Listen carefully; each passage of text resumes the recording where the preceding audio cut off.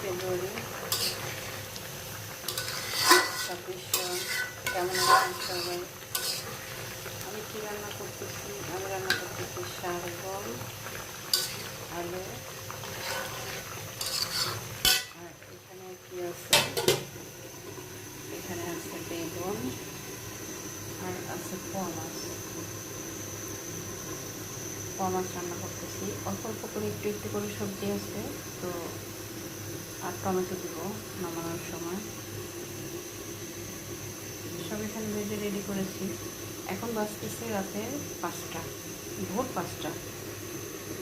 যাই হোক, আমি যেটা বলতে চাচ্ছি সেটা হচ্ছে আমাদের দেশে যারা এখন রাষ্ট্র চালাবে তাদের প্রতি অবশ্যই বলবো যে একটু, যেহেতু আমাদের দেশের সম্পদ গ্যাস, এটা একটু যেন আমরা সবাই পাই, নিশ্চিন্তে যেন রান্না করতে পারি। রাতে 4টা বাজে 3টা বাজে যেন ঘুম থেকে উঠে আমাদেরকে কষ্টটা না করতে হয়।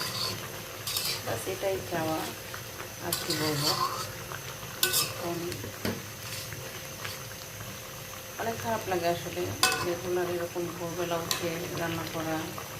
তারপর এই মাঝখানে ইলেকশনের আগে অনেক ভালো গ্যাস ছিল, 3-4 দিন খুব ভালো গ্যাস ছিল। বাট এই তো 14 তারিখ থেকে, শুক্রবার ছিল 14 ফেব্রুয়ারি, বাট সেদিন থেকেই আবার সমস্যা হয়ে গেছে। এখন আমার কথা হচ্ছে 14 তারিখে থেকে বাংলাদেশের সব মানুষ ঢাকাতে চলে আসেনি। যে মানুষগুলা ঢাকা থেকে গ্রামে গিয়েছে তারা এখনও গ্রামেই আছে, হয়তো আজকে থেকে সবাই আসবে। বাট কেনই বা এতটা গ্যাসের কষ্ট আমরা করতেছি জানা নাই, কিন্তু এটা আমাদের দেশের সম্পদ, অবশ্যই এটা আমাদের অধিকার। আমি সবার কাছেই বলবো যে এটা যারাই রাষ্ট্র চালাবেন, এই দায়িত্বে যিনিই থাকবেন, গ্যাসের দায়িত্বে তো অবশ্যই একজন থাকবেন, একজন পার্সন থাকবে। আর রান্না করবো, ডাল ভুনা করবো, ডালটা ভুনা করবো। তো আমি শুধু এইটুকুনি আবদার করবো যে আমাদের মতো যারাই রান্নাবান্না করতে হয়, ফ্যামিলির দায়িত্বটা যাদের পরে, তাদের জন্য